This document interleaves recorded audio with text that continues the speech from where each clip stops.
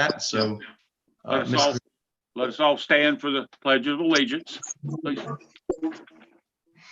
I pledge allegiance to the flag of the United States of America and to the republic for which it stands one nation under God, indivisible, with liberty and justice for all. Thank you.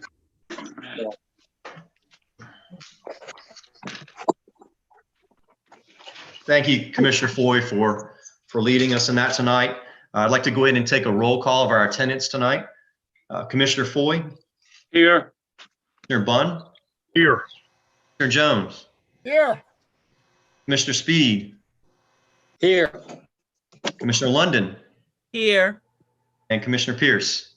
Here. And Commissioner Shriver is here too. So we're all present and accounted for. Tonight, we're moved to our first item on our agenda, which is the consent agenda. What is the pleasure of the board? I'd like to make a motion or whether we remove item E. I have a couple questions. All right, so we'd like to pull item E from the consent agenda. Any other discussion on the agenda? All I'll right. second Mr. Foy's motion. All right, we have a first and a second to pull that. I guess we need to go ahead and take a vote on removing that from the consent agenda and making it a separate item.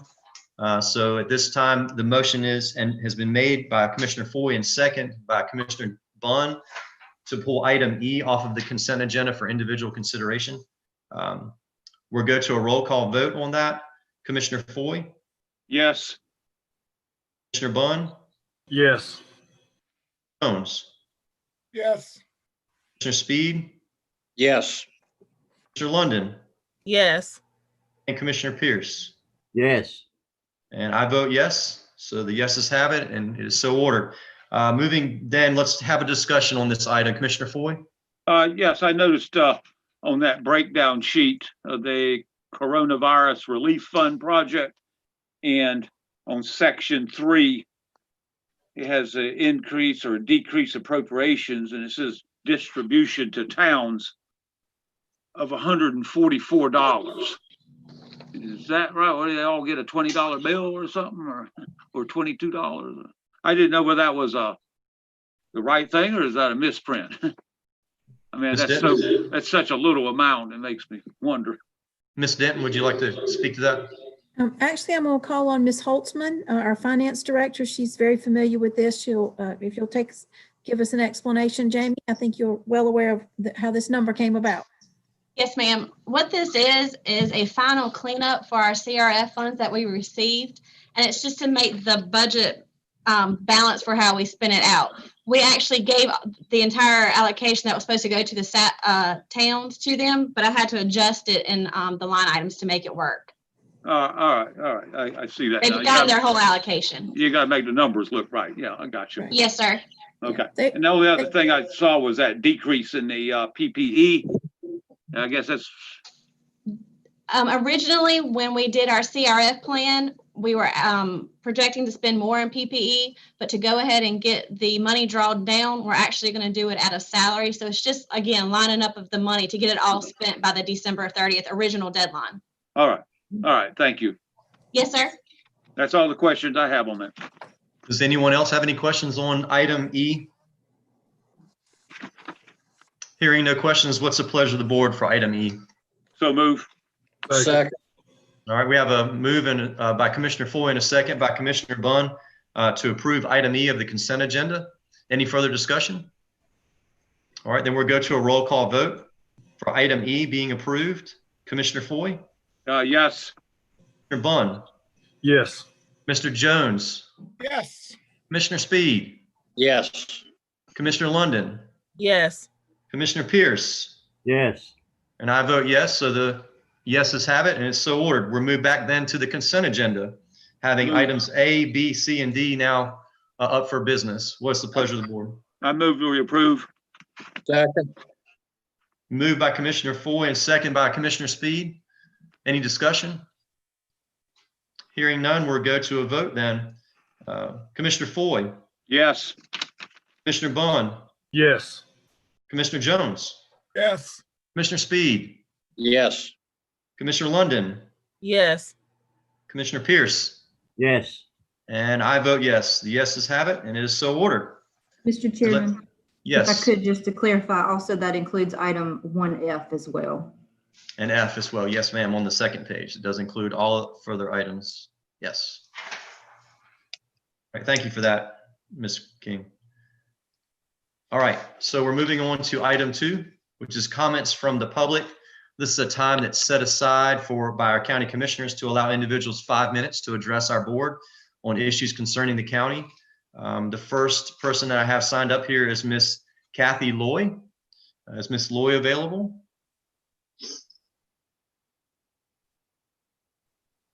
Mr. Chair, I don't see Kathy Loy available.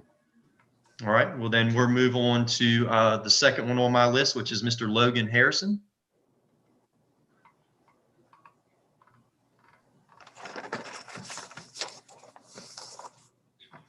I do not see Mr. Harrison either.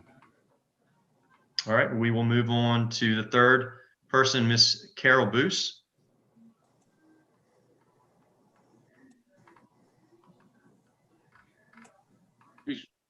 You sure we're not having some kind of problems?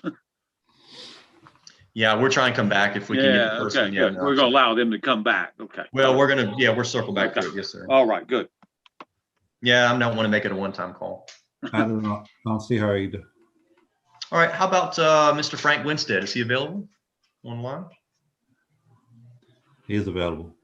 All right, if you put Mr. Winstead on. Mr. Winstead, welcome tonight. If you would state your name and your address for the board, you have 5 minutes to share your thoughts with us tonight, sir. Okay, start your crazy stopwatch now, and please remember to consider all microphones to be hot. Hello, this is Frank Winstead, 145 Victoria Court, Youngsville, North Carolina, 27596-7739-45. COVID-19 vaccines, not a one and done, maybe not even a 2 and you are through. Could be 1 a year if you hold your life dear, but for some it might be 180 days, and who pays?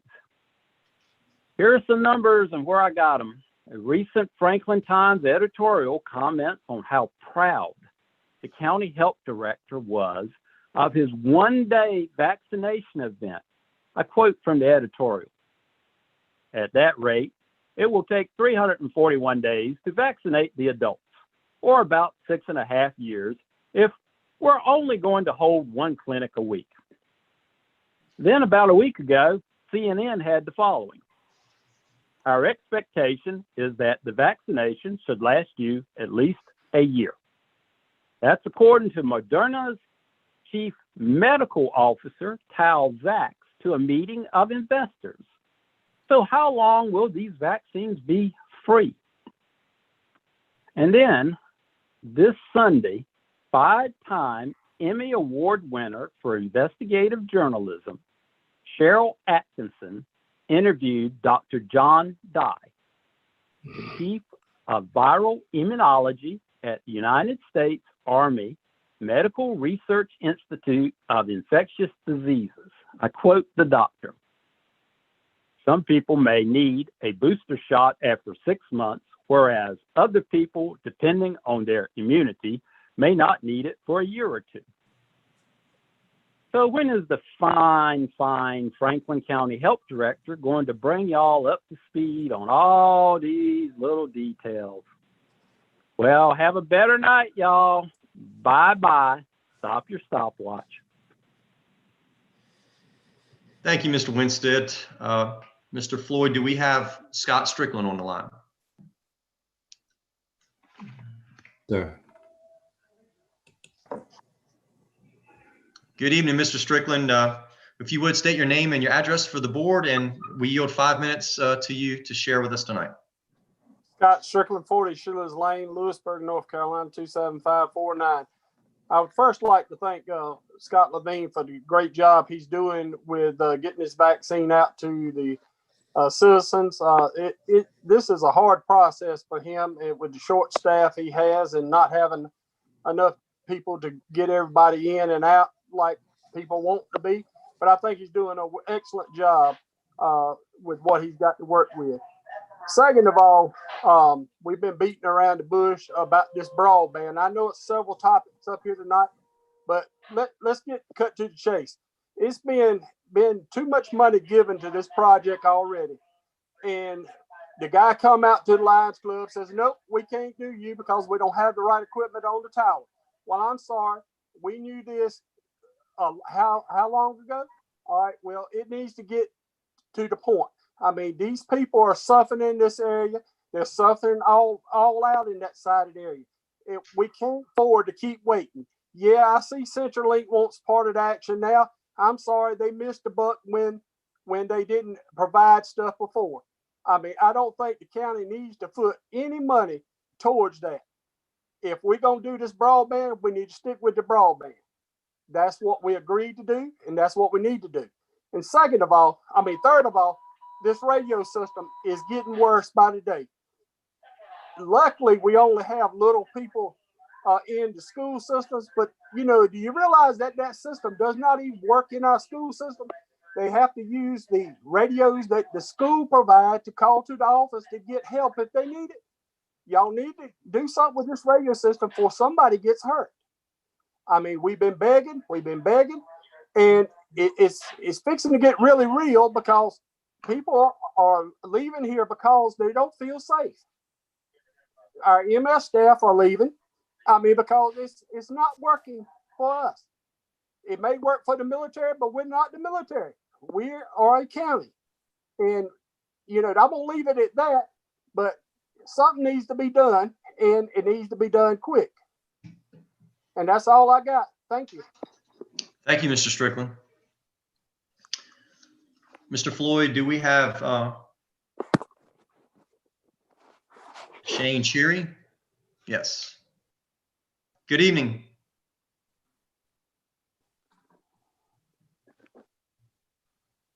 Mr. Carr, are you there? Hello? Can you hear us?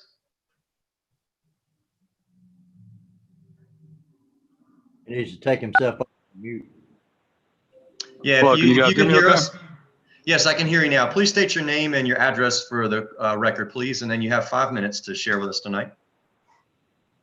Okay, my name is Shane Chiari, and I live at 505 Longview Drive in Youngsville, North Carolina, 27596. Our concerns, I'm going to get to those. I just want to do a little history about Old Liberty neighborhood, and I'll get to our concerns. So I'm a board member on the William Douglas HOA of Old Liberty Golf and Country Club. And the brief history is the neighborhood was originally developed as Ballymore Plantation Golf Community. This happened back in 2001. Developer fell into bankruptcy, and they, the roads were paved prior to that, but then it was bought out by another company. And the homes in our community, are being sold. It's developing nice, but the present state of the roads are starting to show their age, going from 2001 to 2021, and we just having a lot of neighbors talking about the unsafe roads. I'm positive our roads will not last another 5 years with the erosion from the heavy machinery, the construction vehicles, the emergency vehicles, the school buses. We got FedEx trucks and the normal regular traffic coming through here. We also have the Youngsville Fire Department, station number 3. It's located right outside our community on 96. The emergency vehicles use our roads of Old Liberty quite regularly. And our neighborhood is also deemed as an authorized cut through from 96 to Long Mill Road. So we have currently 310 homes just in the William Douglas HOA, and we're all paying the Franklin County taxes. And while our homes are built on the championship golf course here in Franklin County, and I think that's a good asset to have in the county. It's a moneymaker. It's bringing people over, people wanting to move here to play golf, raise a family. So our homeowners and prospective buyers, we're seeing they're having some concern about the condition of the unsafe roads caused by the the emergency vehicles, things like that traveling through here. The Old Liberty HOA and William Douglas, the HOA board is just looking for any kind of help that we could get. If there's any kind of programs, any kind of grants, we're just looking for any kind of direction at this point that we can get, so we can get these roads repaved, or find a way to get some funding so that we can either maintain our private road, or to someday become a part of the state road with an NCDOT. So our HOA board, we're willing to sit down at any time in the future and discuss any and all options that we have to resolve the issue. I appreciate anybody's help that we can get on this. All right, sir. Thank you for that information and for sharing it with us tonight. All right, Mr. Floyd, let's go back to the other 3 folks that called or sent their name in to be on the list. Do we have any one of those 3? Miss Catherine Loy, Logan Harrison is on. Mr. Harrison, you there? Good evening. Good evening. Yes, Will you state your name? Great. Will you state your name and your address for the board, and then we yield 5 minutes to you to share with us tonight, sir. Thank you very much. I'm Logan Harrison. I live at 470 Clubhouse Drive, Youngsville, North Carolina, 27596.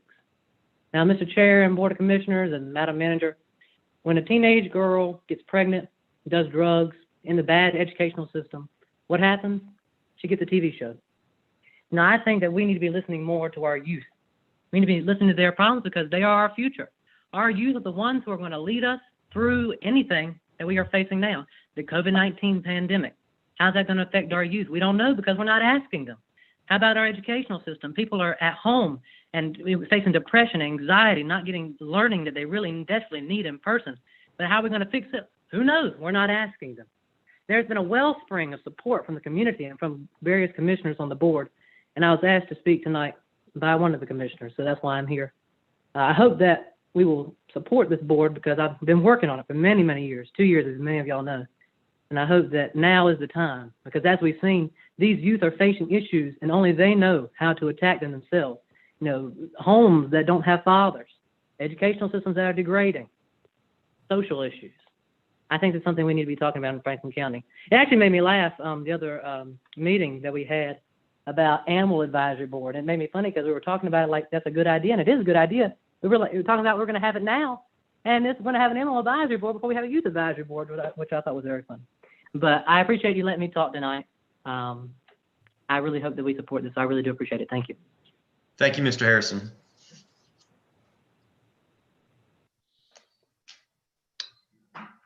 Mr. Floyd, do we have Carol Boos? No, sir. How about Miss Catherine Loy? No, sir.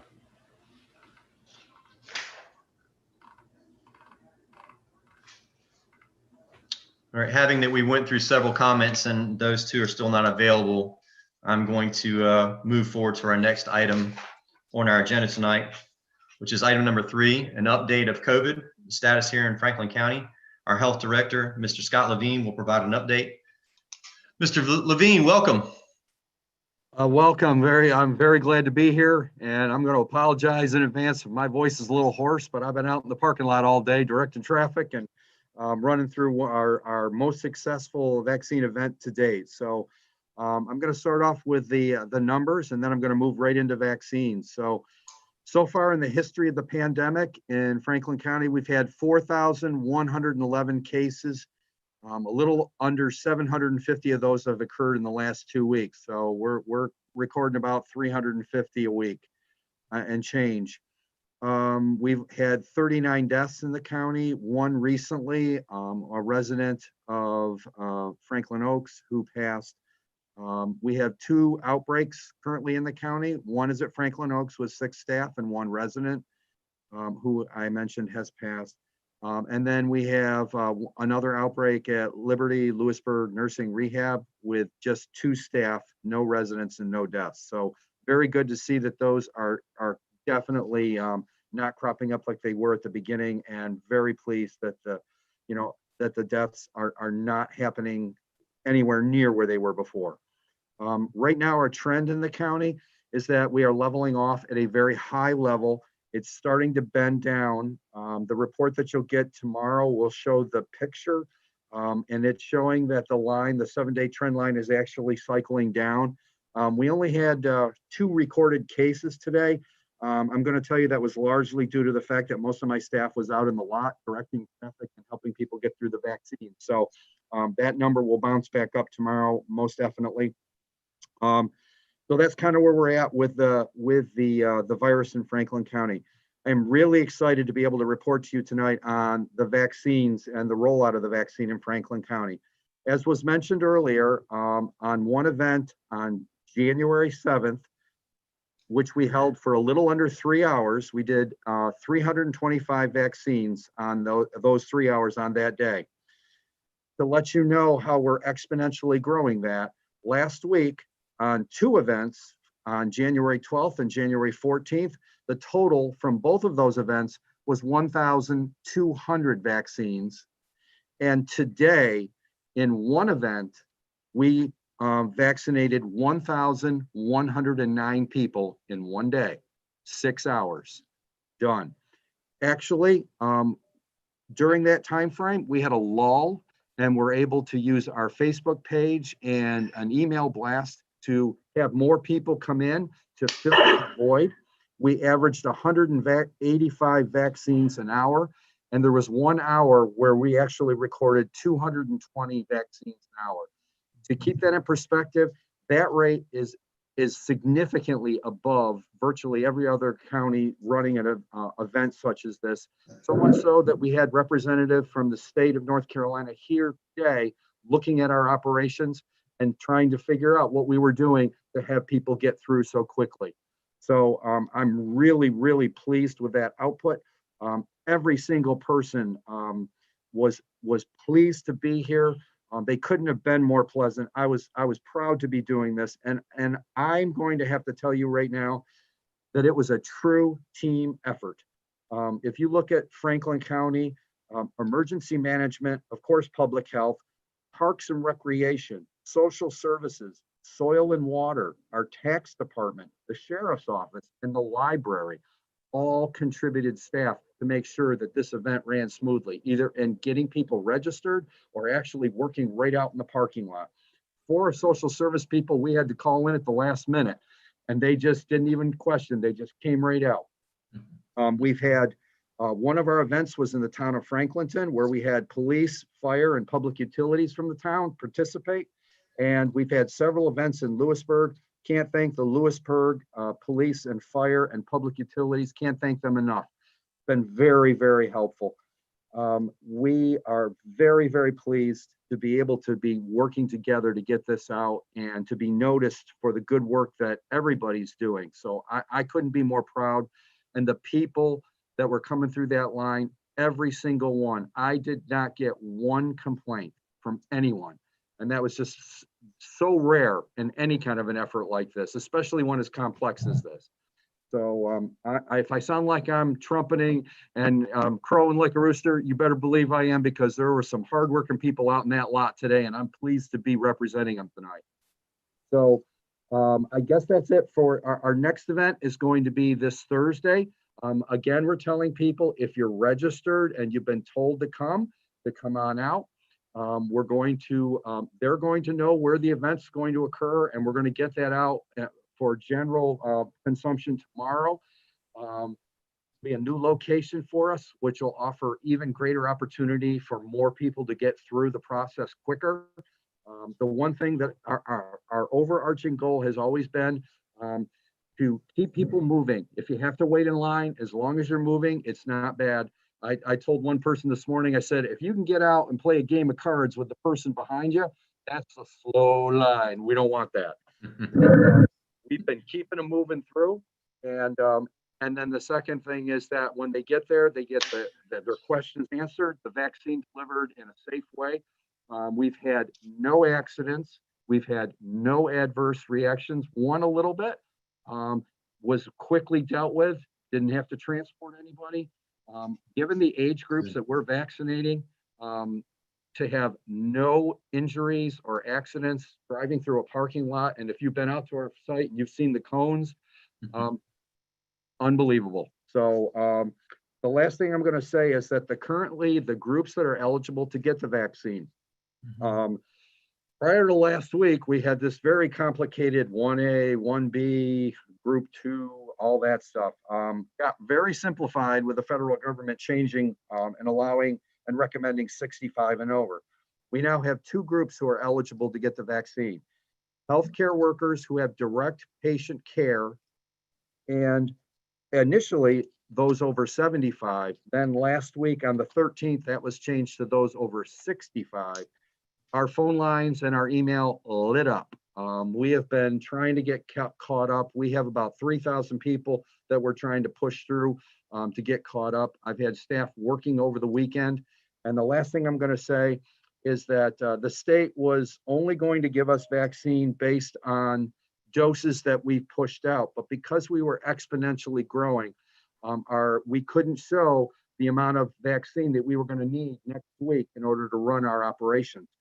I reached out to my supervisor, I guess for lack of a better word, at the state level, who forwarded my concerns up to the state, higher up on the state level, that we needed more first dose vaccine.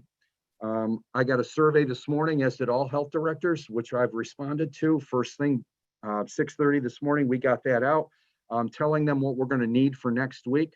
Our goal was to do 200 an hour. We want to run for 6 hours at least, maybe a little longer, each time we do this. And we want to get that up and running and eventually expand more days. So we're going to be having to reach out and get some additional staff to come in to help us, because we can't rely on people being pulled from their regular jobs. We're doing this twice a week. So hopefully with all of that, we'll be able to expand even more. And I guess the last thing I'm going to say is, if you can encourage everyone, we're asking for a little patience on the front end of getting you registered and letting you know when you can come. And we're doing that so that you can have a very pleasant experience driving through and getting your vaccine. And so we'd rather have people in the comfort of their home waiting there than waiting out in a parking lot or on the road. So, and I guess that's it. Are there any questions? Any questions from the board? Mr. Chairman, I have a question. Oh. Yes, ma'am. Mr. Levine, good evening. I just have a question for you, just for clarification purposes.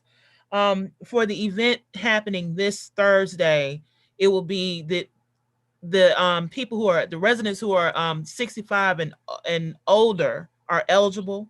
Are eligible to register. Okay. So, and you have to be registered before you come. And we kind of ran into this a little bit. We posted on Facebook, somebody saw it. They didn't see the word registered, and we had a few people just show up. And the registration is important because what happens is when we register you, if you get your first shot here, you could theoretically go anywhere in the state to get your second shot. They would be able to pull you up and then be able to know, okay, you need a Moderna second or you need a Pfizer second. And that's why it's important that we get you in that system. So we're going to start having our first string of second dose people coming in next week. Okay. And so we're making some adjustments a little bit. And that's why we want to get our throughput up so we can absorb them and still keep this high level of first doses going out the door. Okay, thank you. Thank you. I got one question. Yes, sir. Yeah, it's in regards to the second shot. How long do they have to wait or need to get the second shot? So if they were given Pfizer, which most people thus far have been given in our drive-throughs, that's anywhere from 17 to 21 days after you get that first shot, you can get the second. So if you look at the January 7th as being our first big event, those people are going to come due next week for their second shot. We had some people, first responders, some of our staff that are doing the vaccine clinics, we had to get vaccinated first as well. And some of us are going to come due next week as well. So there's those people. Now, if you got Moderna, and a bunch of people today got Moderna We started off with Pfizer, we switched over to Moderna. That's a little bit longer. That's anywhere from a 24 to 28 day range. As long as you get in your second shot in that range, you're good. What we're going to start doing next week is stamping a date on there when they can come back. And because we didn't do that initially, you're going to see some press releases coming out from us. You're going to see a lot of email traffic, a lot on our Facebook page telling people, and we're going to follow up with emails to everybody saying, if you got your dose on the 7th, you need to come back next week. Same thing, if you got your dose last week, you're going to be coming back 2 weeks from now. Well, all I can say is you're still going to have a lot of first-time people coming, and a lot of people coming in for their second one. Absolutely. I'm glad I don't have that job. But anyway, Well, you sound like you're going to really be tested here soon. absolutely. And we've already figured that we've been planning this for months, and the second shot came up. We started planning for that about a month ago. Right. Hashing it out. We've got a system where we're going to be able to tell we're going to know that you're getting your second shot. The good news is that it's the same dose. The two vaccines we're using, no difference in dose strength. So, we can use a first dose for not a first dose. We got to be careful with that. It's the same dosage. So a second dose is going to be the same as a first dose for both Moderna and Pfizer. Okay. All right. Thank Great. you. Any other questions from the board tonight? Scott, I just have one. I was asked if you've had the COVID, you have it, tested positive, you went through the period, you suffered, you healed. Do you need the virus, the vaccination, and/or are you allowed to take the vaccination? Yes and yes. The main thought process with that, the CDC has issued guidance saying that, in fact, getting the vaccine increases your immunity and can actually potentially extend it even longer, even though you've already had it once. So yes, you're not precluded as long as you're in one of the groups, either a healthcare worker with direct patient exposure or over the age of 65. You can go ahead and call us and register. Or, I'm sorry, go ahead and email us, please. Please emails, and that's the fastest way to get in. So that's that's covidvax@franklincountync.us. Very good. All right, and that's on our website too, correct? That's correct. Very good. All right, any other questions for Mr. Levine tonight? Thank you for your enthusiasm. Thank you for all the information. It's very well received, and it's exciting to hear the progress you're making. So yeah, big high five to everybody from us that's out there every day, boots on the ground. We thank them for their diligence and their hard work. Thank you.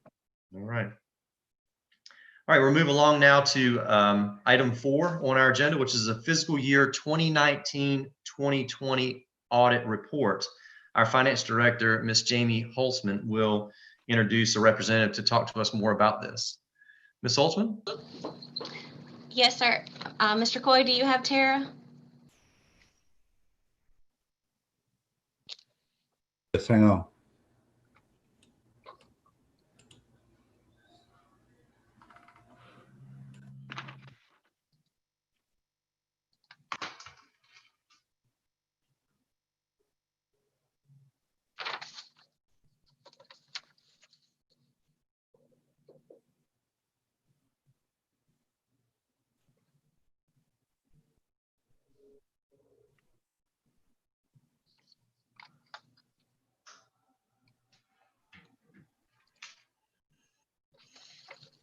Tonight, Tara Robertson with Winston Williams, Creech and Evans and Company will present the Franklin County fiscal year 2019-2020 audit.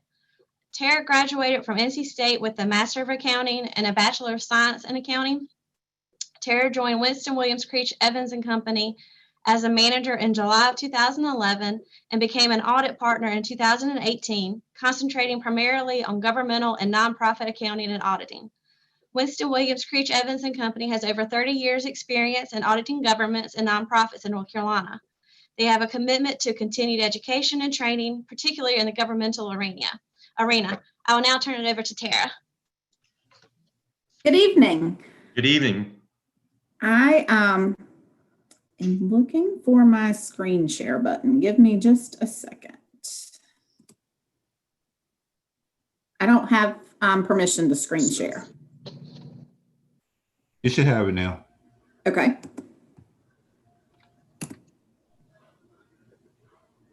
Should be at the very bottom, Ms. Tara. Yeah, down at the bottom in the center. Yeah, it was disabled, so I think we're good now. Y'all see my screen? Okay. I'm presenting the fiscal year 2020 audit. And for this year, I just want to remind you, this is looking back a good 6 months. So even though we are in 2021 now, we are looking back to fiscal year 2020. So we are looking at the financial results from, anywhere from 6 to 18 months prior. And so Franklin County received an unmodified opinion on their 2020 financial statements.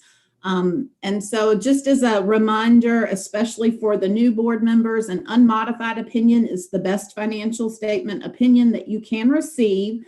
It's known as a clean opinion, where we did not find anything of concern or anything that we would raise any concern where anything was wrong or anything was materially misstated or missing or anything along those lines. And this, for any of you who are newer to the board or even, a few years into the board, this is our 13th year of doing the Franklin County audit. And it is the 13th year that Franklin County has received an unmodified opinion.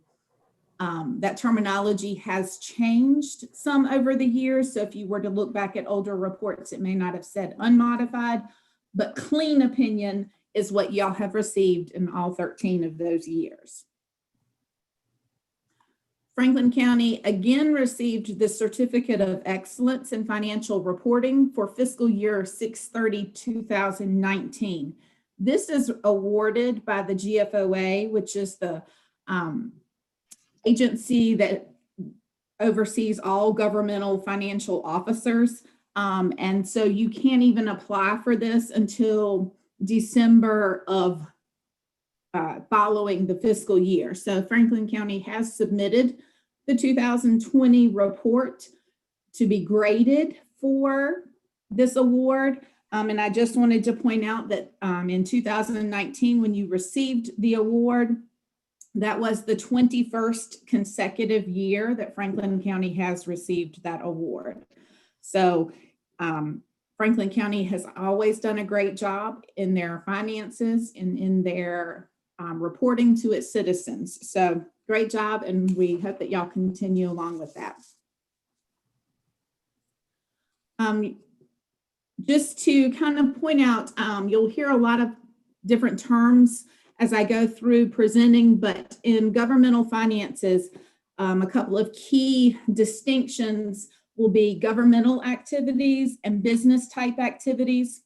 And governmental activities are typically those that are financed through taxes or intergovernmental agency revenues or non-exchange transactions in which one agency or one party is giving up something but not getting something back in return.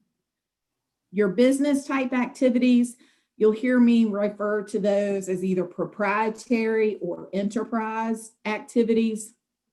Those are financed in whole or in part by fees that are charged to external parties.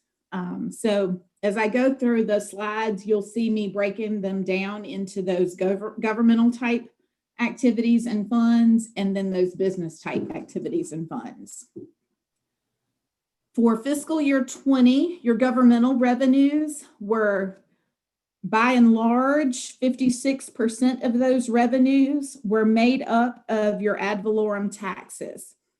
Your, excuse me, your ad valorem taxes totaled $52.3 million. Your second largest category was sales tax revenues, coming in at $15.2 million. Restricted intergovernmental revenues came in next at $12.7 million. And when I say restricted intergovernmental revenues, this came from other governmental agencies with restrictions, meaning they told you how you had to spend it. You couldn't just spend it on anything you wanted to. So it came with strings attached. Then we go, to look at the expenditures for the same year. And these expenditures are shown by function. Franklin County budgets at the functional level, and those functions are really defined by the activity or operational level of the governmental units. And since you budget that way, that's how I'm showing this pie chart. And your largest expenditures are public safety, coming in at 31% with $30.1 million in expenditures. Your second largest expenditure is education at 24% or $22.7 million. And then coming in third place is human services at 18%, and that was at $17.3 million.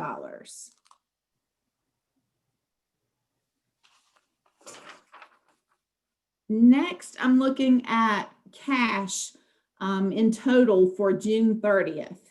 And this does not include restricted cash or your agency funds. Restricted cash would be cash that was, say, tied to debt. So it could only be spent on a project funds, or cash that came in, say, from a grant program. So it had to be spent on those grant funds. This was cash that didn't have necessarily all the strings attached. So at June 30th, your cash was about $1.6 million higher than in June of 2019. You had $35.8 million in cash. Your general fund revenues in June 30th, 2020, originally you budgeted $85.3 million. You made a few budget amendments during the year to come to $85.9 million, but you actually ended the year at $98.2 million. That big difference of $12.3 million is mostly related to the debt refunding that you did of $12 million because that was not budgeted. Those funds, you approved them, but they did not actually show up in the budgeted line items because it was really just an in and out. But when the financial statements were done, that $12 million did show up. So that's why it looks like a huge swing there. But you always want your revenues to show up coming in over budget. That's a good thing to happen.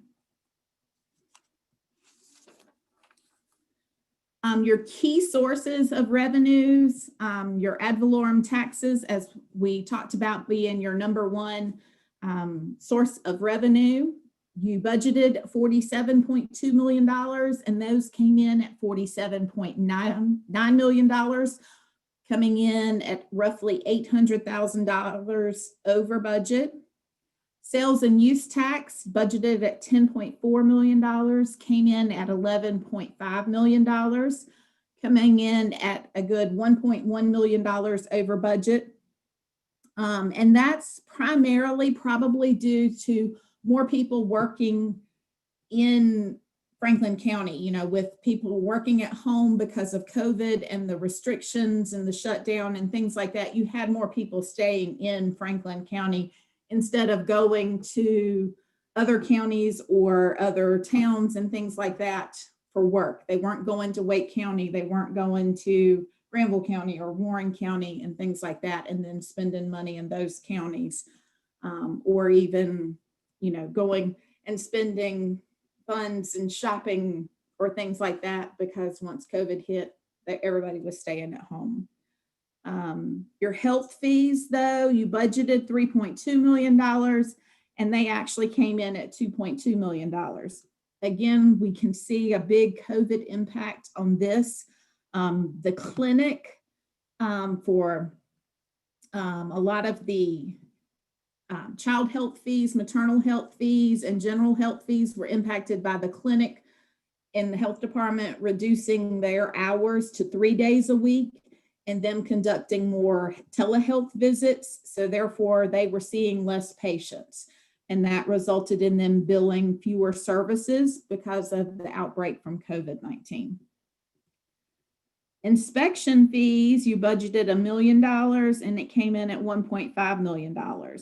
So we can see both the ad valorem taxes and inspection being up, and those both being the growth in Franklin County. You know, as the county is growing, more homes are being built and people are moving into the county, you're seeing that impact on your property taxes and inspections. Ambulance and rescue squad fees were budgeted at $2.2 million and came in at $2.1 million. So not a huge decline, just about $90,000. But that is again due to COVID-19. The call volume was extremely reduced from March to about May as residents were first learning about COVID-19, and there was a general fear in the community of not wanting to be transported in ambulances for fear of catching COVID, or, you know, frankly, even going to a hospital if they didn't have to, if it was not a life or death situation.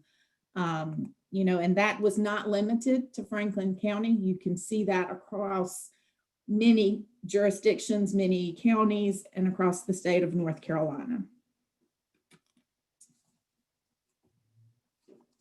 For your general fund expenditures, you originally budgeted just under $90 million. Through some budget amendments, you ended up at $93.8 million, and you actually came in at $88 million.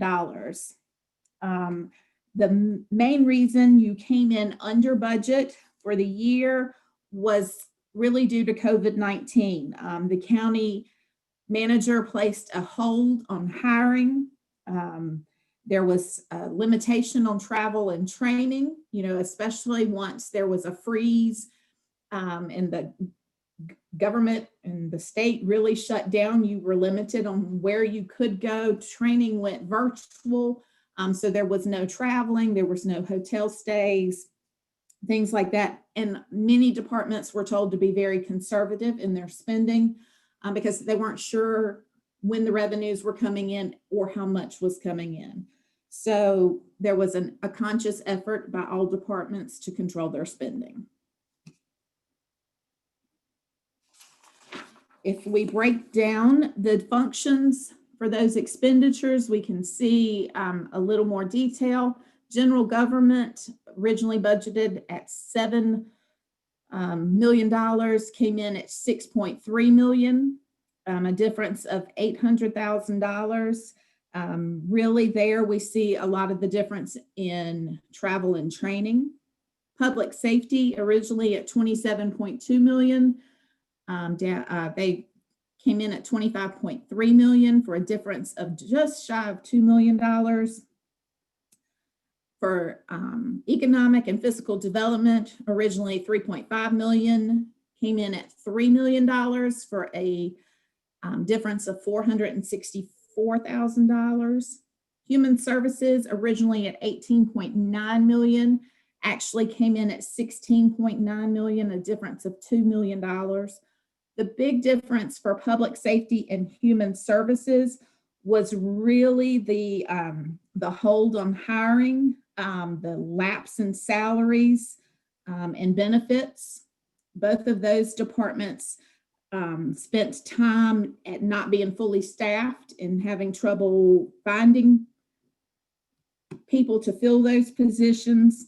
The health department also was seeing less patients because of reducing clinic hours. So they did not need as many staff people, and therefore didn't have to pay as much for the doctor pay. And it became challenging to fill many positions and maintain full staff. And travel and training affected especially human services a lot as well. Culture and leisure, originally budgeted at 1.8 million, came in at 1.7, a decrease of $100,000. They were greatly impacted by the shutdown. You know, their part-time salaries were greatly impacted because they did not have to hire those people during the shutdown period. Education remained flat. That's your current expense. And your debt service, originally budgeted at $9 million and came in at $8.7 million for a decrease of $341,000. If we were to look more specifically at major departments within the functions, you know, you can look at this in a lot of detail, but just to point out some of the larger departments that contributed to the huge decrease. The jail contributed about $400,000, coming in under budget. Rescue and ambulance services, again, you know, when they weren't running as many calls, they didn't need as many positions. They probably didn't have as much overtime. Sheriff's Department coming in at $500,000 under budget.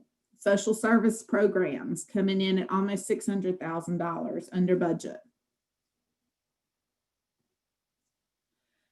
Now we're moving into fund balances. And to explain kind of your differences in fund balances, this is your general fund balance and other governmental fund balances. So your general fund balance, y'all are very familiar with. Your other fund balances, this is your capital project funds, your special revenue funds, all of those. So your general fund balance increased by $1 million, but your other governmental funds decreased by $4.9 million. So overall, you have a decrease in your fund balance for total governmental funds by $4 million. This is mainly due to the school construction fund, which had almost $6 million in expenditures. And that was a timing of when those expenditures went out. Now, to break down that general fund balance in a little more detail, governmental fund balances have a lot of nuances to them. There are different types of fund balance. There's non-spendable fund balances. A non-spendable fund balance is a fund balance that either is not in a spendable form, so it's not cash, or it cannot legally or contractually be spent. It's required to remain intact. So Franklin County has just shy of $17,000 in non-spendable fund balance. And essentially, this is the fuel at the airport. It's not cash. So that's what that is. It's your inventory at the airport. And that's why that is a non-spendable fund balance. And then we move into restricted fund balances of $8.7 million. Your restricted fund balances are revenue sources that have been restricted to a specific purpose, either by a creditor or it's imposed by law. Your largest restriction here is the stabilization by state statute. There is a state statute, it's General Statute 159.8, if you're ever interested in looking that up, that prohibits units of government from budgeting or spending a portion of your fund balance. And as you can see, it's a pretty big portion of your fund balance when it is $7.3 million. There is a complicated calculation of how we come to that number, but that's basically the bulk of what that balance is. There's also about $100,000 in that restricted balance that is for the Register of Deeds. And this is a revenue source that's required to be restricted to pay for computer equipment and imaging technology. And then there is $1.2 million that's restricted for capital reserve. And this is restricted under General Statute 159-18-22, and this is for school capital. So again, restricted by law, and it's for the purpose of the schools. So that makes up $8.7 million of your $40.2 million fund balance. Then we come to committed fund balance. Your committed fund balance, it can only be used for a specific purpose that's imposed by a majority vote of you, the Franklin County Board of Commissioners. Any change to this or any removal of its specific purpose has to be passed by a resolution of the board. The $638,000 that's shown as committed is your revaluation fund. That makes up that entire balance. We move then to the assigned fund balance. This is $8.4 million. Your assigned fund balance is money that has been set aside by the board for specific purposes. Well, it can be set aside by the board or by the finance officer. But it does not require a resolution by the board. You have $4.5 million that has been set aside for subsequent years' expenditures. This is where you have decided to use fund balance in balancing your budget for 2021. This is your appropriated fund balance. That is the largest piece of that $8.4 million. And then culture and recreation has about $800,000 that has been assigned. Economic development has roughly $900,000 that's been assigned to them. Public safety has about $2 million, and health, human services has about $300,000 assigned to them. And then the largest piece of your $40.2 million is unassigned fund balance. This is fund balance that can be used by the county. It can be assigned. It can be committed. It can be used for any purpose that the board sees fit. Now, the board does have a fund balance policy that says that at least 18% of the budgeted expenditures has to be unrestricted.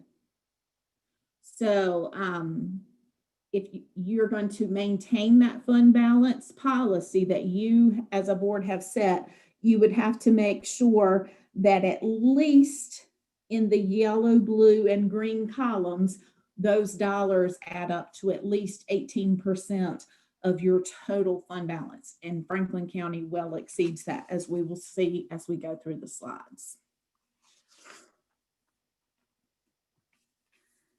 In fiscal year 20, Franklin County originally planned to use $4.3 million of its fund balance through budget amendments. There had been a plan to use almost $8 million. And at the end of the day, you did not use any of your fund balance. You actually contributed $1 million to your fund balance.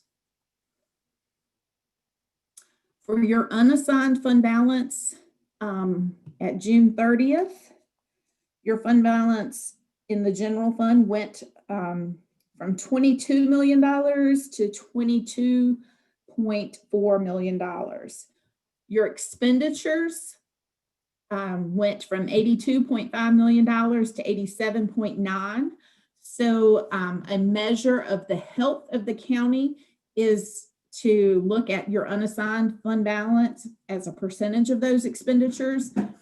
And you went from 26.7% to 25.4%.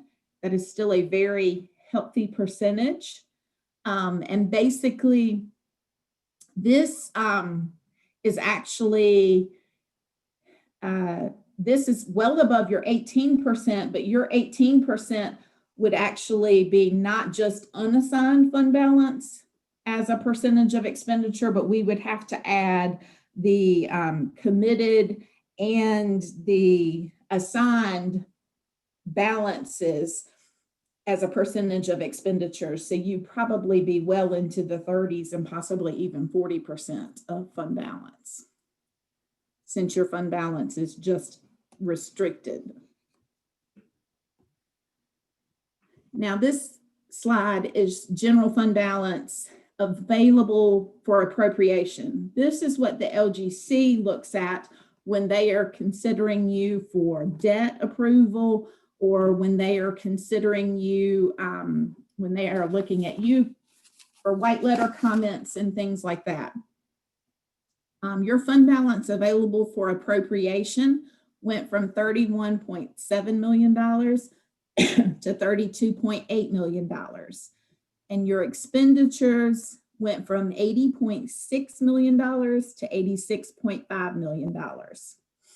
The percentage of those expenditures went from 39.4% to 38%.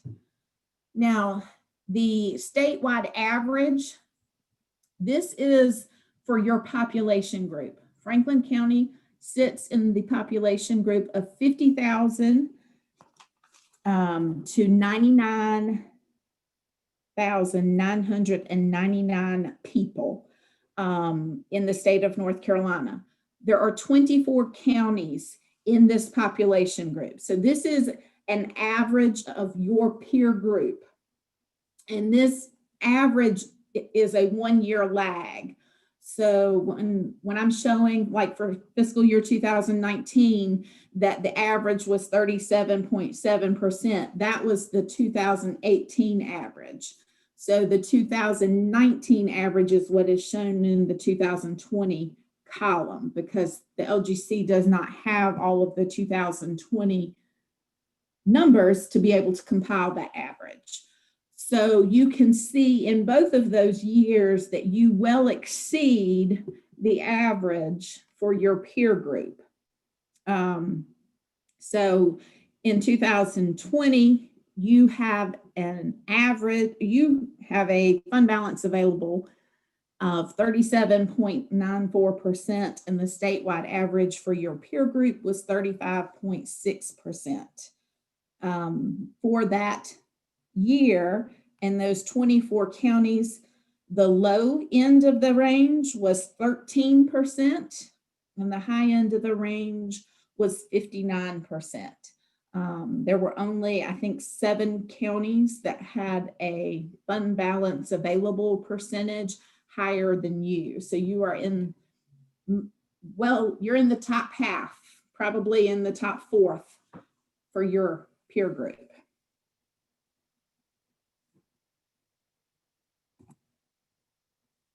Your adjusted tax levy, you went from $46.1 million in 2019 to $48.2 million in fiscal year 2020.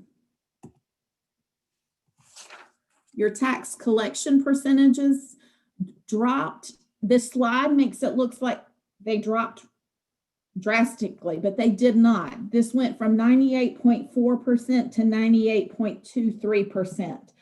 That is not a big drop. It just looks like it on this slide. 0.17 points. It just looks like a lot, but it really is not.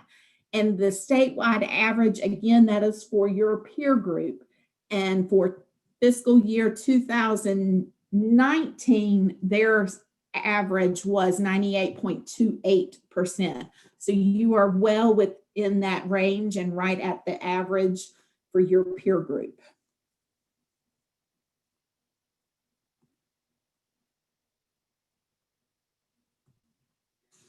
Now I'm moving into your business activities and your enterprise funds, and we're going to look at the water and sewer fund first.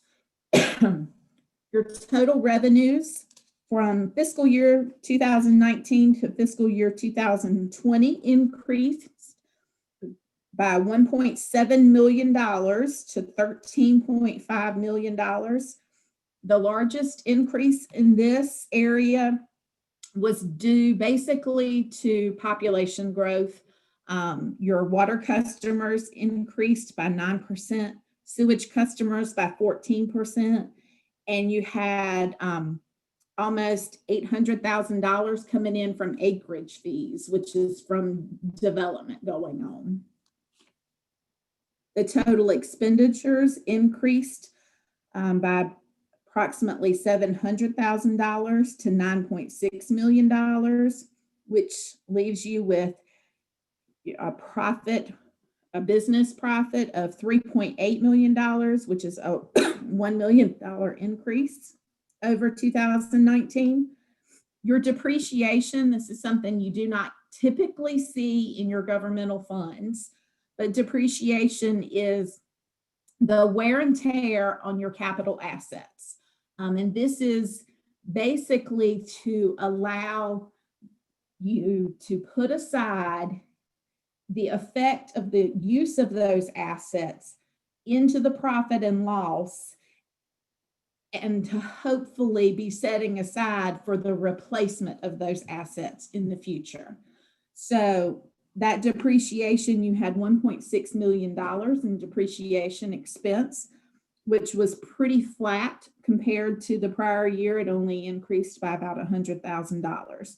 So your grand total profit for fiscal year 2020 for your water sewer fund was $2.3 million, an increase of $900,000 over fiscal year 2019. Your water sewer revenues for fiscal year 2019, 55% of those revenues are made up of water fees, a total of $7.4 million. Your sewer fees make up about 23% of total revenues, or $3.2 million. Other charges for services make up about 21%, or $2.8 million. Your expenditures in the water sewer fund, your largest expenditures of 41% are your water purchases, $3.8 million. Operating and capital expenditures come in second at 35% for $3.2 million. And then salaries and employee benefits comes in next, $2 million or 22%.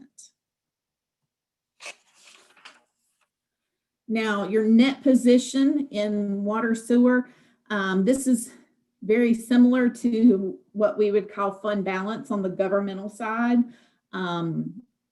But we see something called net investment in capital assets.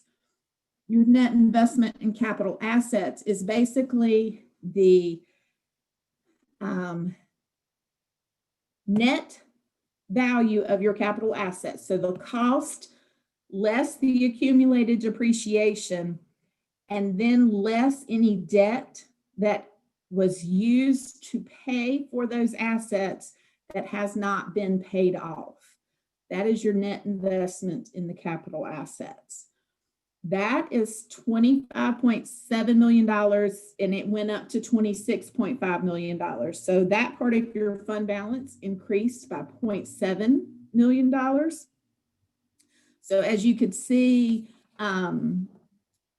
your depreciation expense increased, but you probably had a capital expenditures that also increased your assets, but you also probably had some pay down on debt that was used to finance those fixed assets. So there's a complicated formula again to calculate that.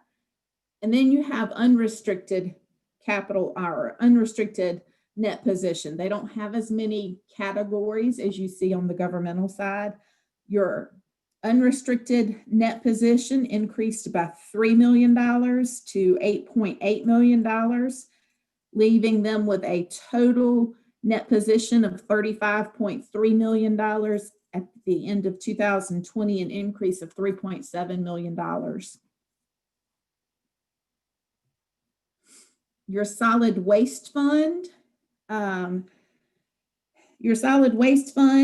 revenue increased by $200,000 to $2.5 million.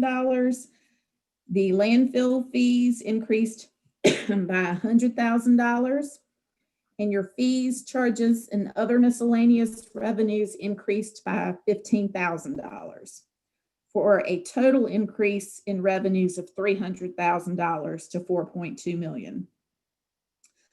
However, your expenditures increased by $400,000 to $4.3 million.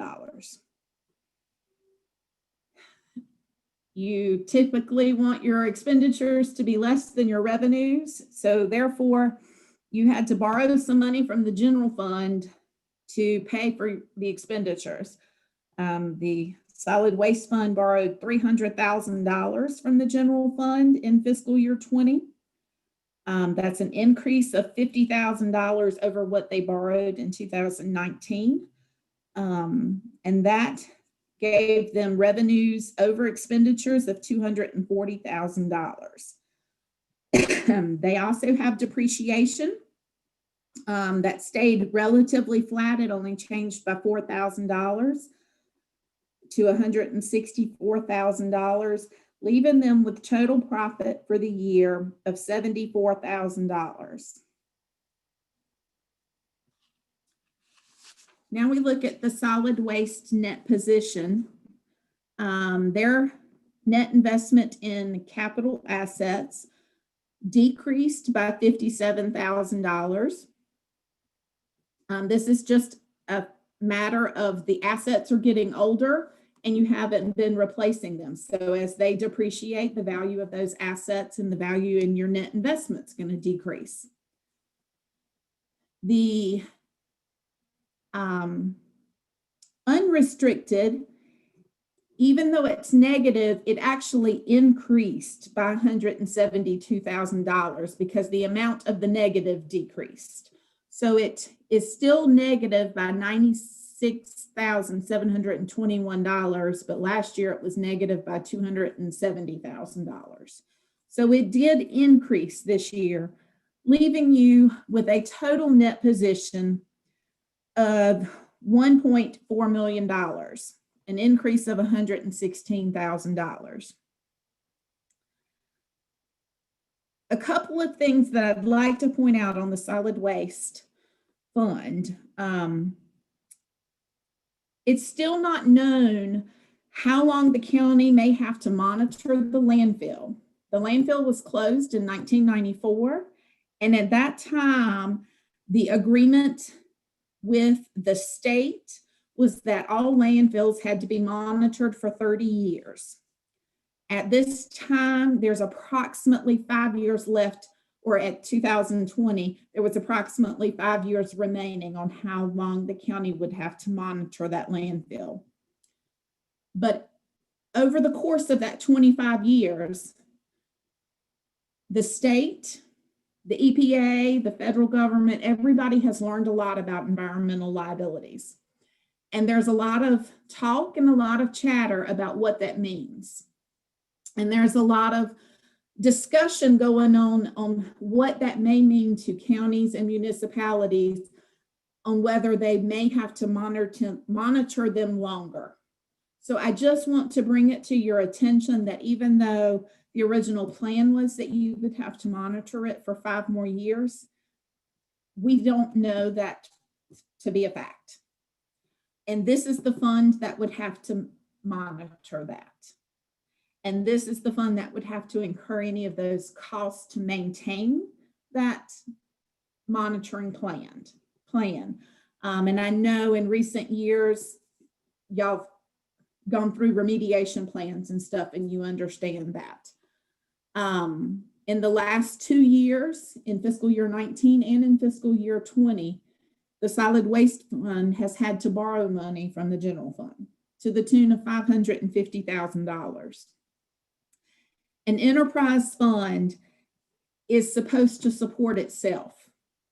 It is supposed to use its third-party services and its exchange transactions.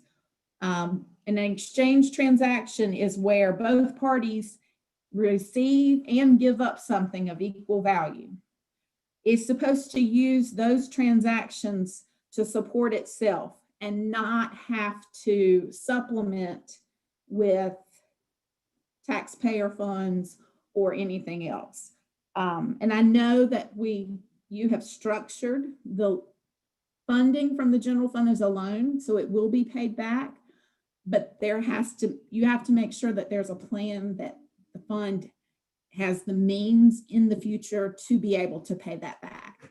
I do know that originally in 2020, the budget included more funds that the general fund was going to loan. So the fund did do better than originally planned because it did not have to borrow more than $300,000. So I do think that is great, but you did still have to borrow $300,000 and you did raise your rates. So even though you raised your rates, you still had to borrow money. So I just want to encourage y'all to still look at ways that you can get this fund to stabilize and be able to support itself and to still be able to handle the environmental liabilities that may come up with the landfill. Moving on to debt service. This is debt service for the entire county. So this is general fund and also with your enterprise funds. Total debt for the county went from $67.2 million to $60 million. So a decrease of $7.2 million. So the county did a lot of paying off on some debt. They did a refunding effort with $12 million of refunding to get some better interest rates, and then was able to decrease their total debt by $7 million. For internal borrowed funds, the water sewer fund owes just a little over $700,000 to the general fund. That is scheduled to be paid off in fiscal year 2021. And then as we just talked about, the solid waste fund owes $550,000 to the general fund, but there are no terms defined yet on when that will be paid back. And just overall, I would like to say that the county has had a great year, even amidst a global pandemic. The county did great. All of the funds contributed to their fund balance. All of the funds were able to control their expenses, even though solid waste fund still had some struggles and had to borrow some money. It didn't borrow the amount of money that it had planned to borrow. So it still made great strides. And I thank all of the finance staff, to Jamie, to Kim, to Angela before she retired, everybody for working with us under some very unique circumstances and how we complete an audit when it's not always easy to get out in the field, when there's shutdowns and the office is closed and everything like that. But we were able to get it all done and work in different ways to get it done. So I appreciate everybody's help and their efforts in achieving that goal. And in achieving it in a timely manner and still being able to meet all of our deadlines. And if anybody has any questions, I will be happy to answer those. Thank you, Ms. Robinson, for this presentation tonight. Are there any questions from the board regarding the information that she shared? Sounds like you did such a great job. We're all ready to go. I'm sure if there are any questions, in seriousness though, that commissioners, you can definitely reach out to our county manager and Ms. Holtzman, our finance manager. It is a lot to understand, and there are things that are complex, but the good part of it is that Ms. Robertson is a third-party independent contractor, for a lack of a better way of describing her, and her goal is really just to really look at what we've done as a county, what Ms. Holtzman and Ms. Denton have put together, and to be sure that things are decent and in order with the rules and requirements and the laws of the state of North Carolina, and in accord with various other municipalities or local county governments and what we're doing. You saw that here tonight in the comparison. I think it was some good points there of the strength of our county currently financially. I think we appear to be in a very good financial position overall, and much better than many of those in our categories, which is helpful. There's always homework to do, and there's always a few things that need extra attention, as Ms. Robertson has brought to us tonight, but I can assure you that we have had some of those conversations already in this calendar year, myself and Ms. Denton, and so those things are being worked on. But thank you again, Ms. Robertson, for your time tonight, and it's always a pleasure to have you all as a part of our audit. Great, thank you. Thank you. All right, moving along to item number 5 in our agenda tonight is a water update and task order request. Our county manager, Ms. Kim Denton, is going to provide an update to us. Ms. Denton? Yes, thank you, Chairman, board members. As you know, the pursuit of a recommendation for water supply in Franklin County continues. On November 16th of 2020, the board heard the results of the water supply study that concluded in late 2020. 6 possible solutions emerged from the study, and the board directed the pursuit of the recommended solutions. The ultimate goal is to ensure that Franklin County identifies and secures a water supply source that adequately provides water at a reasonable cost for customers. The next steps in this process require more complex research on issues such as infrastructure development, cost analysis, and requirements for raw water purchasing and distribution, as well as continuing to negotiate for additional short-term supply. Therefore, as included in your agenda tonight, the board is asked to consider approval of Task Order 2. The original task order, of course, was the water supply study, and now this is Task Order 2. And the task order specifically outlines the continued work with MBD Consulting Engineers that's needed to accomplish the next steps in the county's pursuit of water. The total amount for this task order is $83,500, and the request, if approved, will be funded from the Public Utilities Enterprise Fund. Thank you for that, Ms. Denton. Are there any questions from the board tonight on this task order 2, the next step in our water study? I have a question. Yes, sir, Mr. Foy. Okay, is this task order number 2, is that all got to do with our short-term supply issue?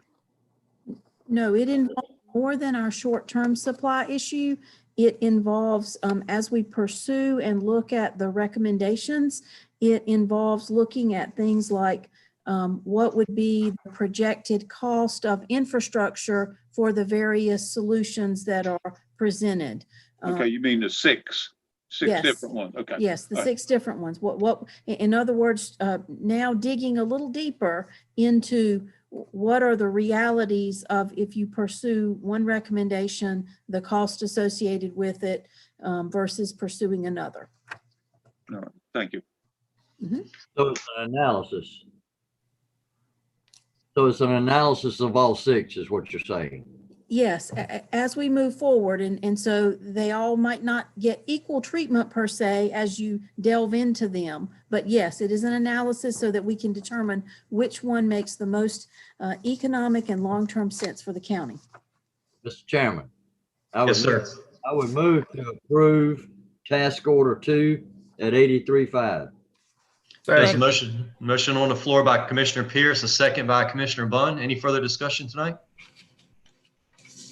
Hearing none, we'll go to a roll call vote. Commissioner Foy? Yes. Commissioner Bunn, Yes. Mr. Jones, Yes. Commissioner Speed. I believe he had to step away for a moment. Commissioner London, Yes. Commissioner Pierce, Yes.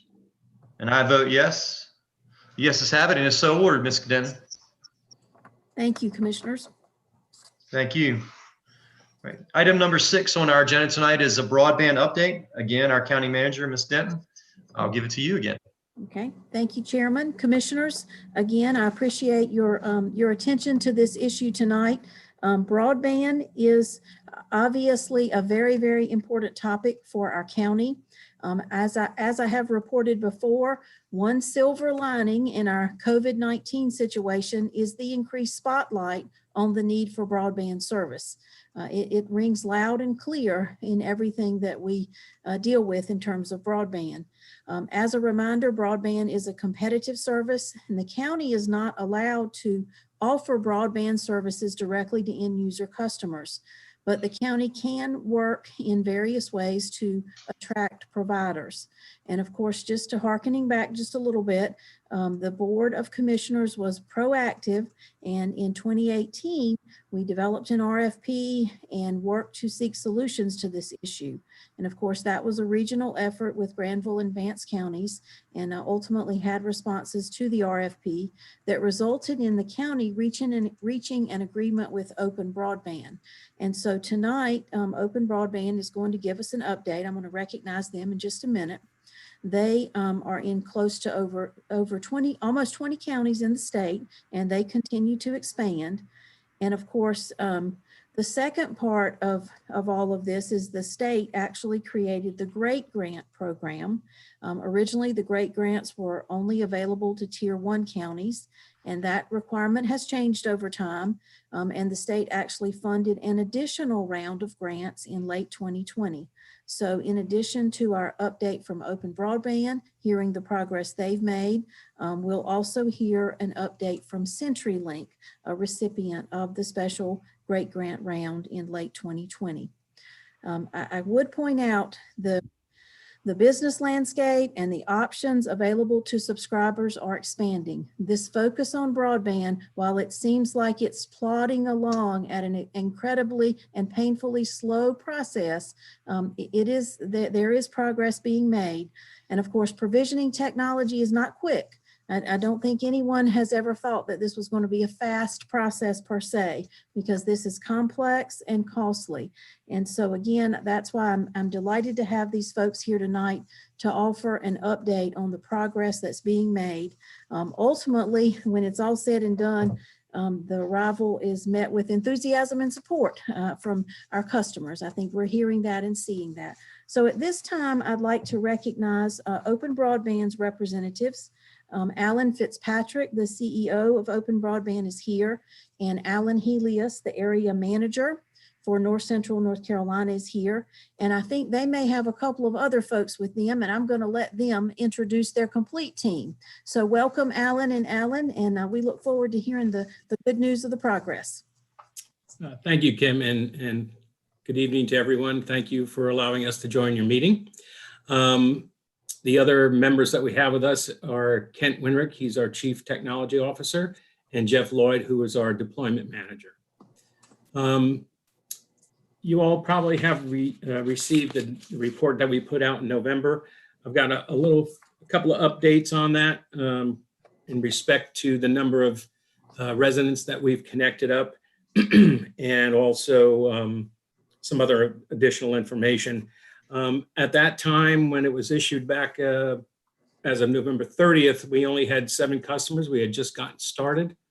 We are currently today up to 24 customers active, and 9 of those customers have subscribed to 100 megabit download, and 2 of those are commercial businesses.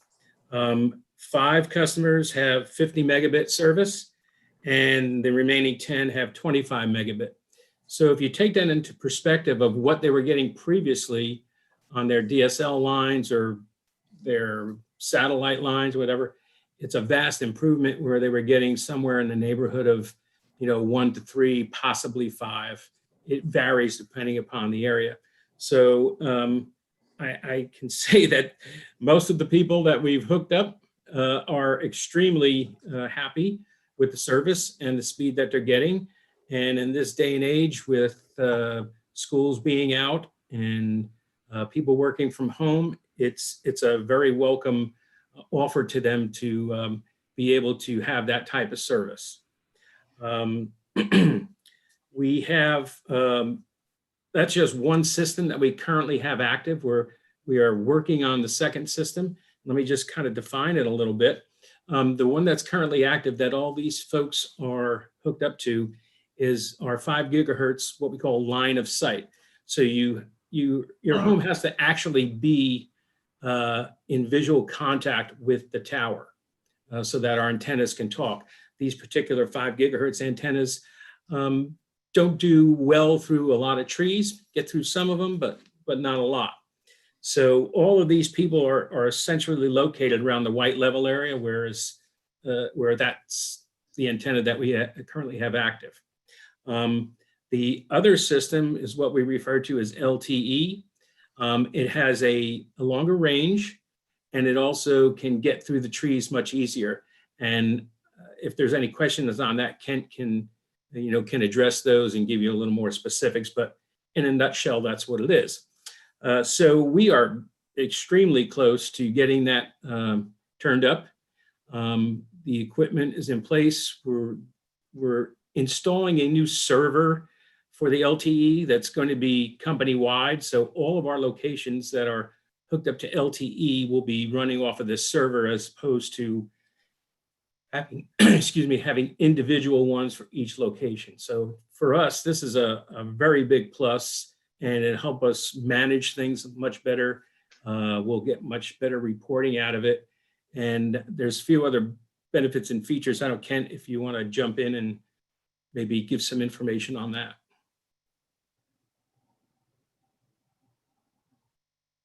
No, maybe he's not here. I was going to say, I'm not sure if Ken is actually on the line. Okay, that's fine. I mean, if anybody has any questions, I can certainly write those down and take that back to him to get answers. Mm-hmm. So that's where we are. As I mentioned, we've got 24. We actually have 3 more scheduled for this week to get done, again, in the white level area. And things have been going very smoothly. We have not had any system downtime, and everybody seems very receptive to the work that we've performed, the installation process, as well as the physical work that we've done. We have to mount an antenna, run cable, and the customers have been very cooperative and working that out with us as to where they want the wire run. So, and we make sure that we do a nice, neat, clean job on it. Next thing I wanted to touch base on was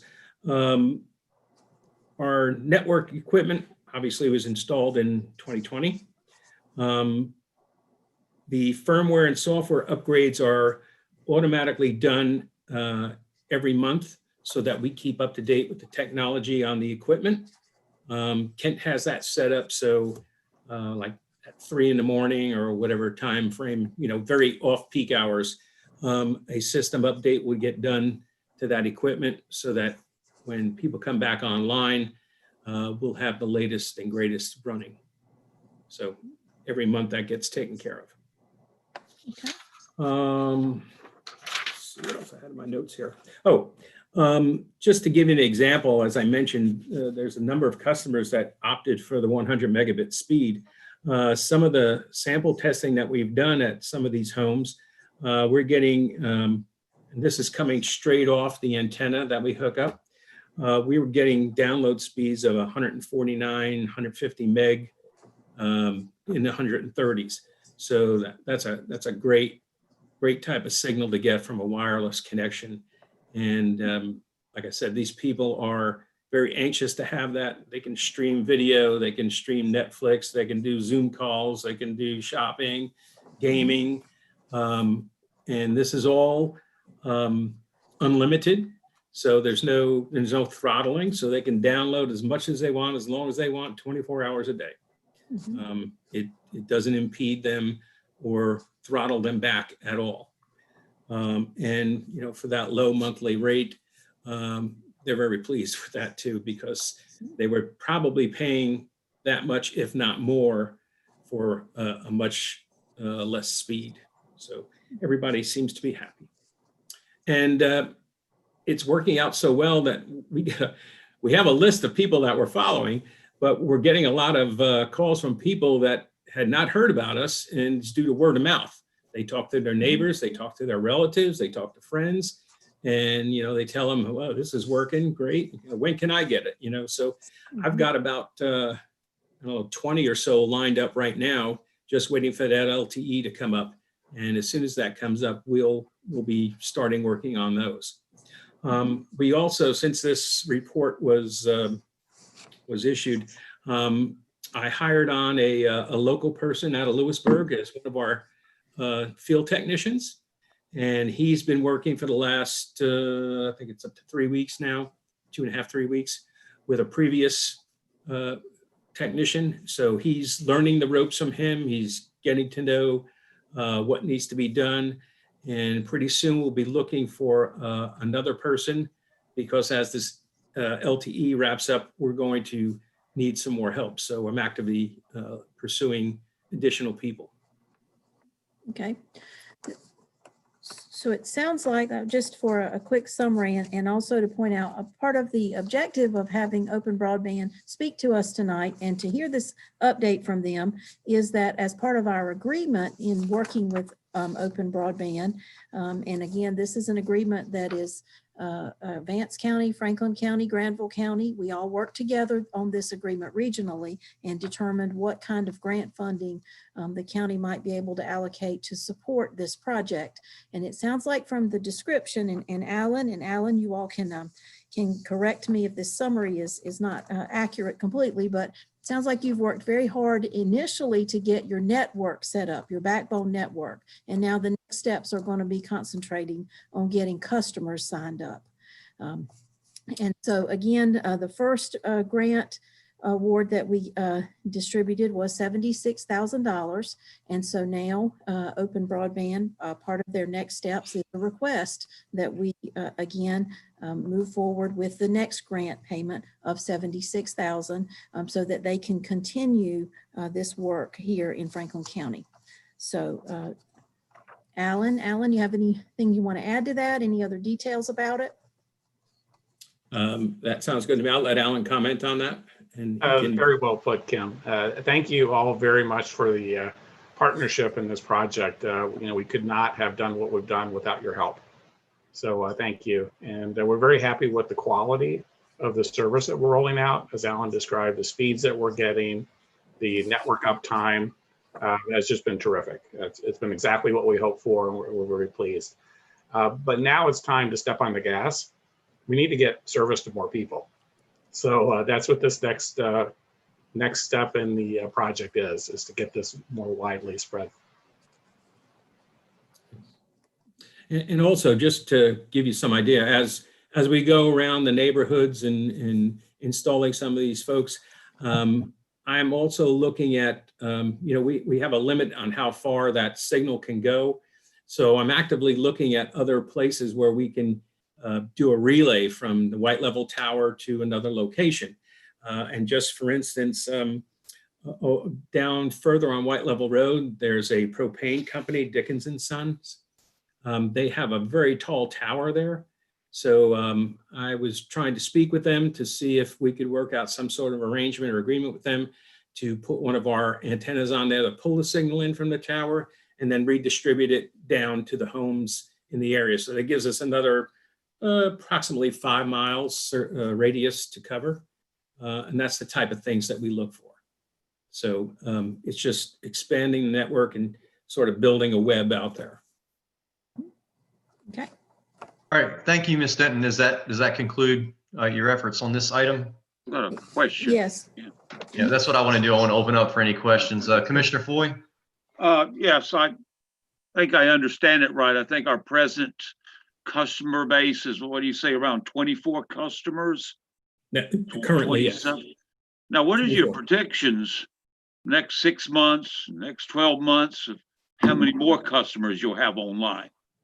Well, I would say within the next month, we're shooting for at least another 100. And then by 6 months, probably in the 400 to 500 range. You know, that's depends on how quickly we can roll that out.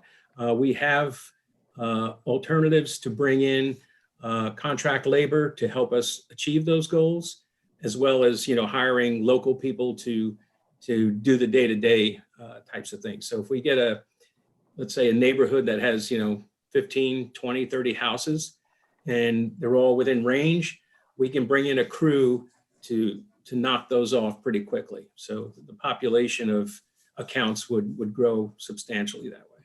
So you're saying you're going to really kind of accelerate on your customer base here soon, in the next month, 6 months, which is Yes. good, because I've been hearing, you know, only 7 customers and 14 customers.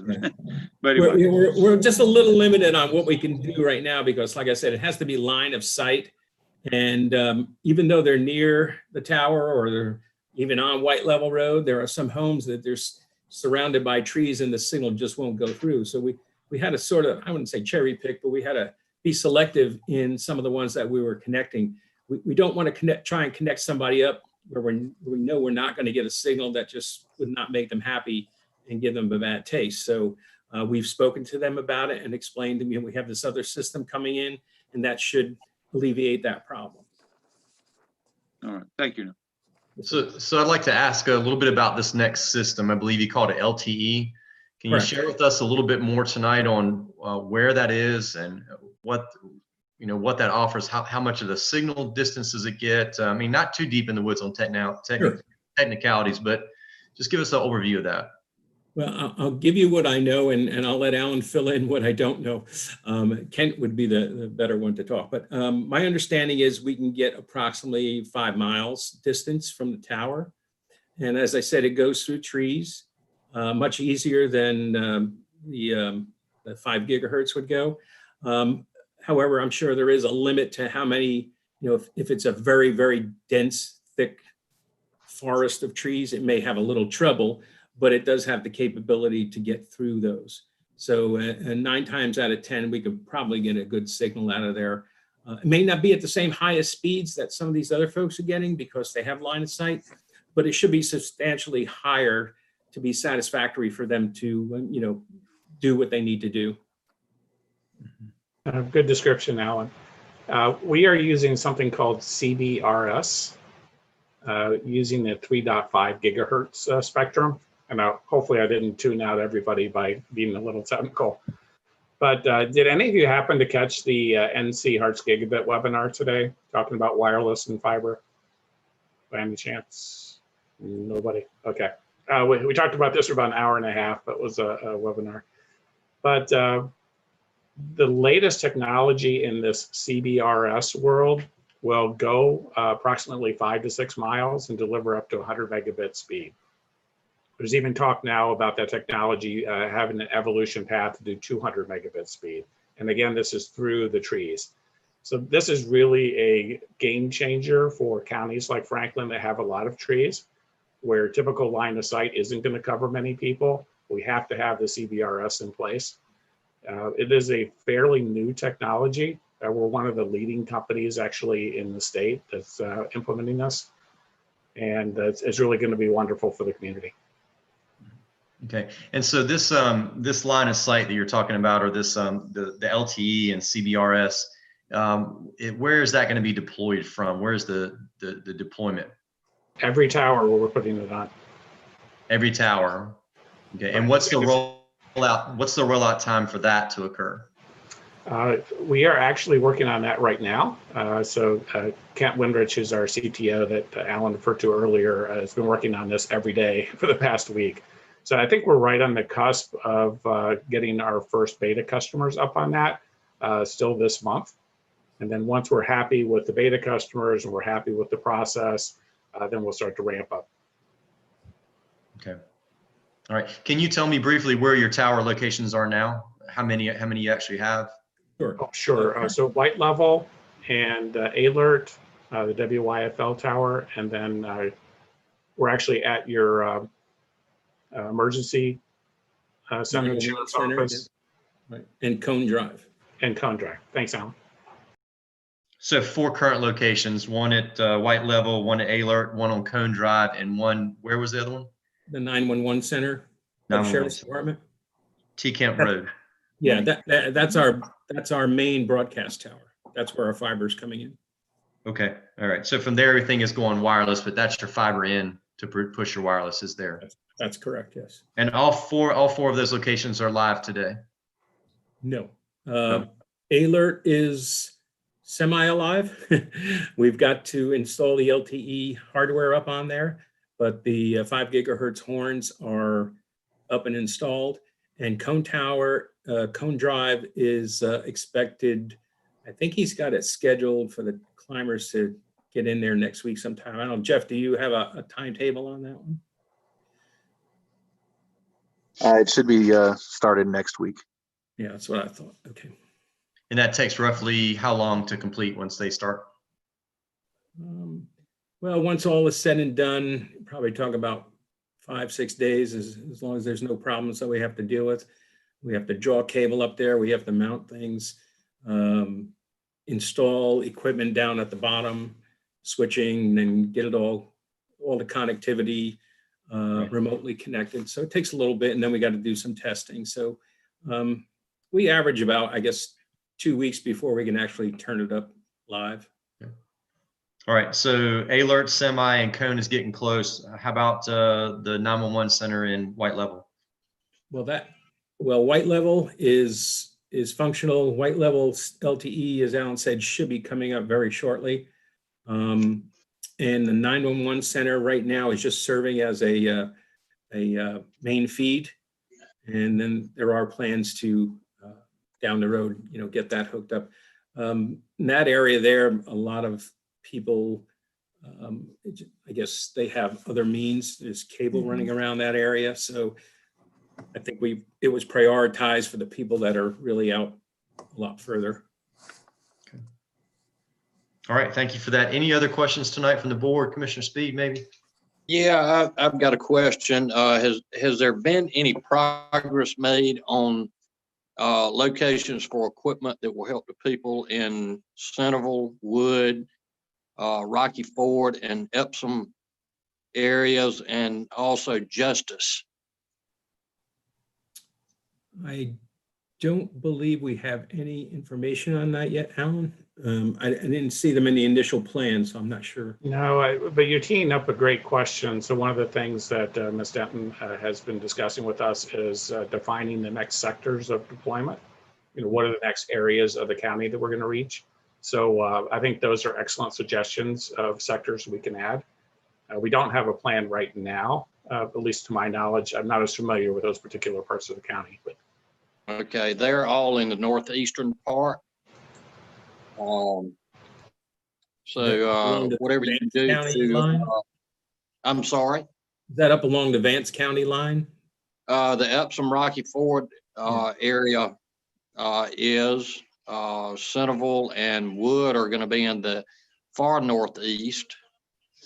And then Justice is going to be down south of White Level. There was some discussion about them expanding onto the tower for Dickens has a tower out there on White Level Road. And so the Dickens family was, and this group has been talking to them about adding a communication site there. So I don't know if you were present for that part of what they had shared. So. Okay. All right. Any other questions tonight? I had a comment. Yes, sir, Mr. Jones. Alan, and Kim, is it possible going forward so our citizens will be more confident and we can get some updates every 2 weeks on the progress, what you all are doing, in terms of hookups, so forth. So Sure. From month to month, every 2 weeks, let us know what you're doing, what's happening, and how many people hooked up and so forth. So our citizens will be assured that this is being progressive. Yeah. Can we Give get you that? give you a population count of what installs are every 2 weeks. We can do that. I think we all appreciate that. And as plans are made for the next sectors, as Alan said, that's a topic that we have in the near future to discuss, then that'll be additional updates we can provide. Thank you so much. Very good. Any other questions tonight? Having no questions on our agenda tonight, we have before us the request to submit the next grant payment of $76,000 to continue our expansion of broadband with this group. What is the pleasure of the board tonight? So move. Second. Second. A motion by Commissioner Jones, a second by Commissioner Foy. Any further discussion? Hearing none, we'll go to a roll call vote then tonight. Commissioner Foy, Yes. Bunn, Yes. Commissioner Jones, Yes. Commissioner Speed, Yes. Commissioner London, Yes. and Commissioner Pierce. Yes. I vote yes. Yes, it's happened. It's so ordered. Thank you, ladies and gentlemen, for your presentation tonight and the information you shared. We appreciate it. We look forward to hearing from you in 2 weeks with some updated numbers. Thank you. We appreciate the opportunity to come on and speak to you about it. You all have a good night now. Thank you. Thank you. All right, Ms. Denton, we're going to item B. Yes, thank you again, Chairman. CityLink Government Affairs Director Derek Kelly will be joining us. I think maybe Coy is patching him in now to update the board on the CenturyLink Great Grant application that was submitted in the bonus grant process in late 2020. And the application details a fiber to the home project to serve 1,984 locations in Franklin County. That's almost a $4 million grant. And if you remember, back on October 5th, the board agreed to a memorandum of understanding to fund up to $116,900 as a required match for this, provided we were given this opportunity if the project was awarded. And so now I'm going to turn this over to Derek. He's going to talk about the next steps, which includes some action by the North Carolina legislature to really make this come to be. So Derek, welcome tonight. I think you're muted. You have to unmute, sir. You would think in today's COVID world, I would learn to hit the unmute button a little faster. Thanks for the introduction, Kim, and Mr. Chairman, members of the board. Just thank you for your leadership. The fact that broadband is taking up this much of your agenda, I think, points to the leadership of this board. And as Kim mentioned earlier, it predates COVID when a lot of other counties began to get a lot more focus on it. So I appreciate the attention it's given. I think I spoke with Kim and Angela probably 3+ years ago, starting some of these discussions. So just thank you again. As Kim mentioned, Governor Cooper announced a couple weeks ago that our grant application for Franklin County was successful. I think there was 72 or 73 applications. There was 18 winners, and we were one of them. As Kim mentioned, the county voted back in October to partner with us on our application if successful, and that gave us the ability to get some bonus points in the scoring system and could have been the difference between the project being funded and not funded. There were some hiccups with the funding. So originally they were going to use CARES Act funding to do the $30 million, and during the process, the State Office of Budget Management came back and said that there were some issues with using CARES Act funding due to some U.S. Treasury guidance on basically how soon the projects would have had to have been completed.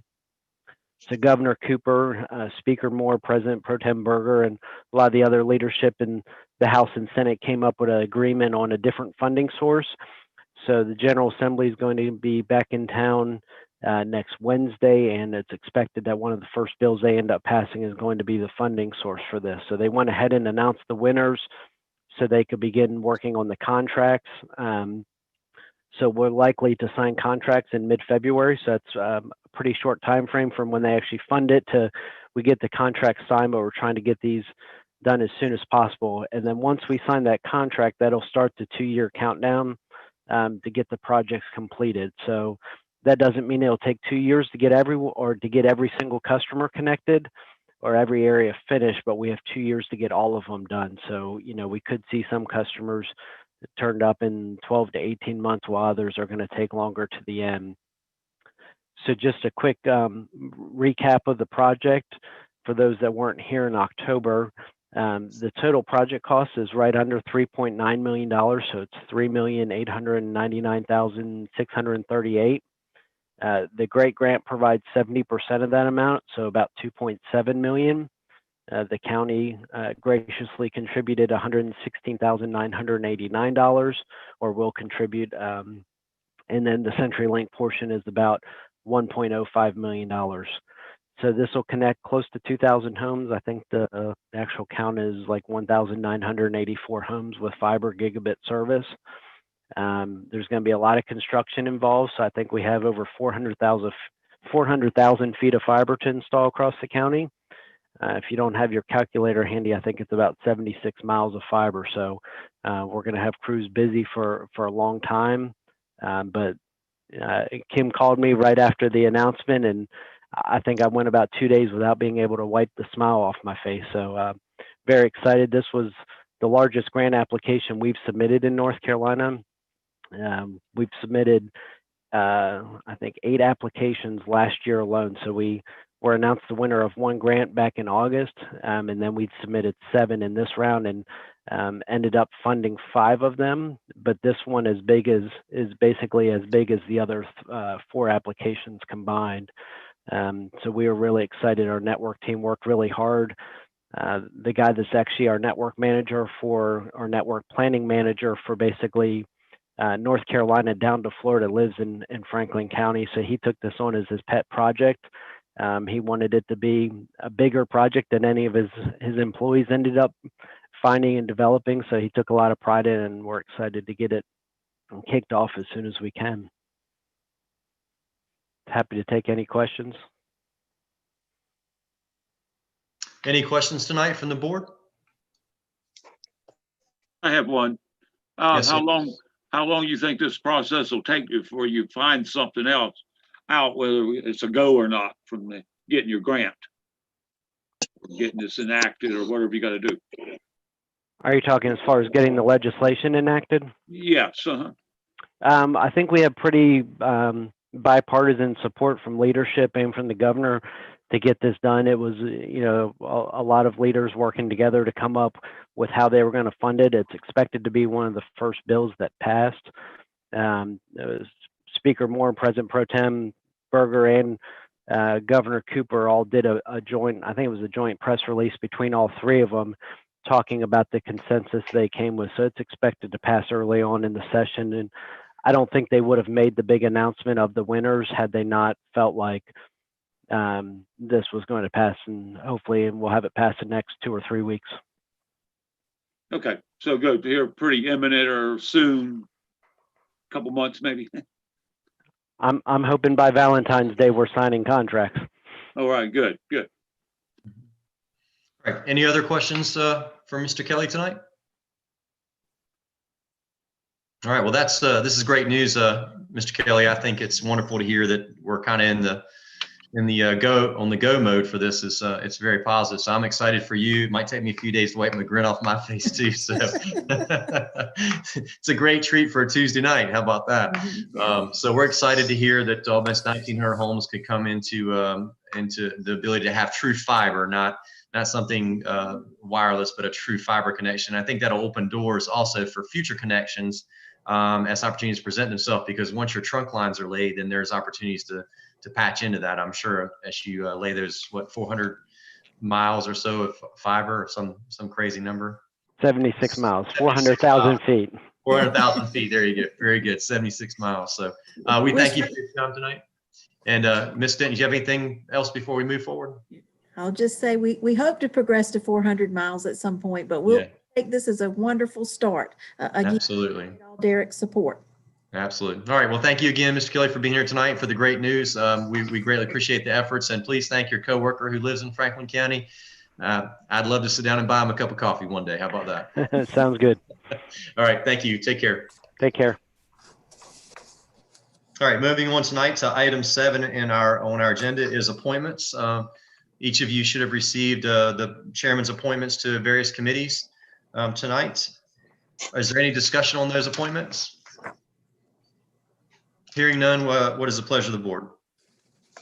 So moved.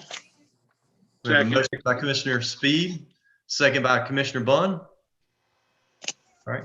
Any further discussion? Or we'll go to a roll call vote then. Commissioner Foy. Yes.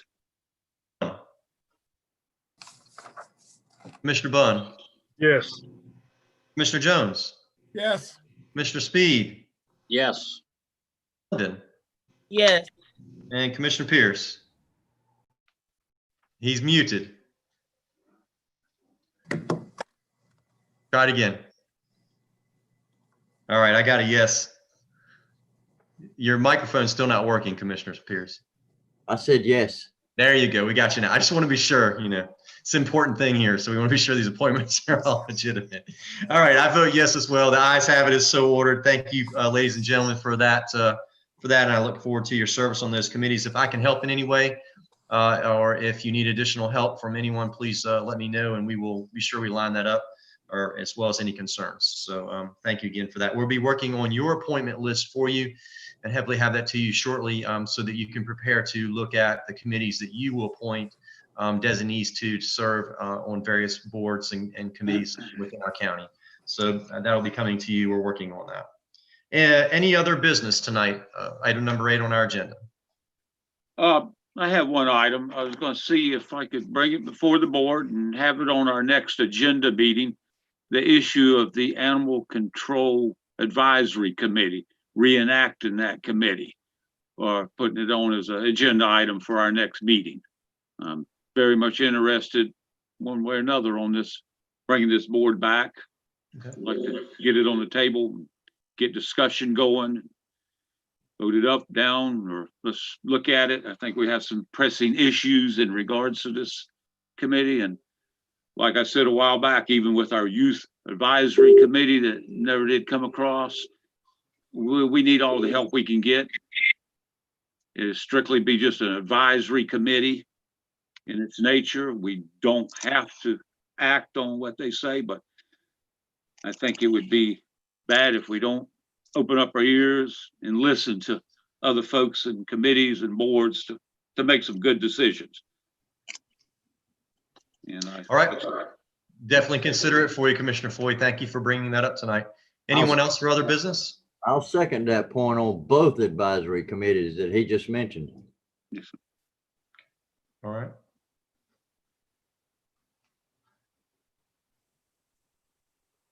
All right, very good. I've written both of those down, and I'll take care of moving forward with those. Any other business tonight? All right, and we will move on to item 9 is our board manager and clerk's comments. This is a time that we're set aside for us as commissioners, our county manager and our clerk to report on various activities that are happening in Franklin County. So I'll move to our clerk this morning, or this evening, I should say. Mr. Ms. Chairman, King? I don't have anything to report tonight. Thank you. Very good. Thank you for that. Ms. Denton? I just have a couple of items. Thank you, Chairman. Just to make everyone aware, our Franklin Plaza project, we conducted a pre-construction meeting today, and we're hoping a construction company is working toward a February 1st start date. So we will continue to keep the board up to date on how that project is progressing. Again, it has a 120-day window basically for the work to be conducted. So along the way, we will provide some updates. Secondly, I just want to make just a point about, we earlier heard from our health director about vaccinations in the county. Vaccinations and administering the vaccinations is an intensive logistical challenge. Today, I visited the clinic that was going on over at the health department. A lot of moving parts, a lot of pieces to that. And so I commend the health department, emergency services, the many other departments that are all stepping up. On our department head meeting, I asked other departments if they had opportunity to send resources to support. And the health director, of course, mentioned that. And of course, our law enforcement partners throughout the county have helped with this. So I just want to make sure that everyone understands resources have have been requested from the state. We are reaching out through the avenues that we have through emergency services and the health department to request additional resources, because this opportunity is only going to grow. And folks, we want this life-saving opportunity to be available to folks as they can register and become available to take the vaccination. And so the staff is also researching other steps we might need to take to make sure that resources are available to keep this progress going. So again, I just wanted to make sure that the board was aware that planning and discussions are ongoing to ensure that these clinics continue to be available and successful and reach our residents in the most expedient way possible. So thank you. All right. Thank you, Ms. Denton. All right, we'll move on to Commissioner Floyd. I have nothing to report at this time. Thank you, sir. Commissioner Bunn? I have nothing to report. All right. Commissioner Jones? Just want to echo what the manager said about COVID-19. It's important that we have talked tonight about looking at advisory committees for next meeting. We've advanced money for more broadband. We also need to look at what it's going to take for us to move forward the vaccination in Franklin County. If it means more resources financially or whatever, we need to get it done so we can get our citizens protected. So I'd like for us to use our support in every way we can as commissioners to make sure that the health department has what they need to get these vaccines out. Thank you. Yes, sir. Thank you. Commissioner Speed? Yes, I just wanted to reiterate Mr. Strickland's comments earlier concerning our emergency radio system. I still continue to get many complaints from Sheriff's Department, EMS, and fire concerning this problem. All right, very good. One of the things, well, I'll save that for my time. Yeah, anything else, Commissioner Speed? That's all. Commissioner London? I just have something to add, just kind of echoing what Commissioner Foy and Commissioner Pierce were saying about the Animal Advisory Board, the need for those two issues, the Animal Advisory Board and the Youth Advisory Board, to just be discussed. The people of Franklin County are bringing that to our attention, and I think it's time that we look into that. All right, very good. Thank you for that. Commissioner Pierce. Yes, sir. Regarding what Mr. Speed said, I brought this up before, and I'll bring it up again regarding the 911 Emergency Radio Advisory Board. That's something I really feel like we need to do with a person who has experience in radio systems as well as antenna systems, not just somebody off the street that uses a radio, but someone that understands how radios work and how antennas work. And I would highly recommend that we look at 911 Emergency Radio Advisory Board immediately. All right, thank you for that. Anything else, Commissioner Pierce? That's all. All right, very good. I don't really have too much to offer that's not already been brought up. I do want everyone to know that Ms. Denton and I have spent some extensive time with the COVID-19 deployment and vaccination. I have had communication with our state level representative, Matthew Winslow.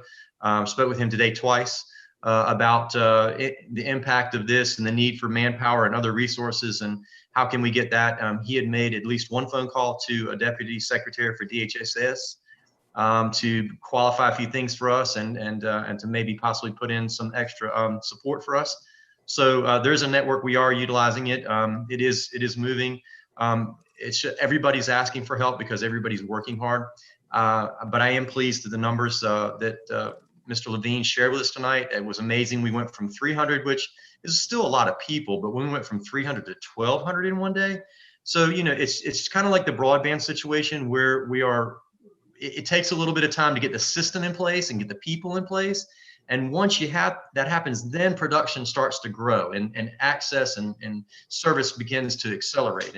And I think we're on the cusp of that with obviously with the vaccines. I think a little bit of that's beginning to occur with our broadband. And so, well, sometimes things don't move quite as quickly as we do.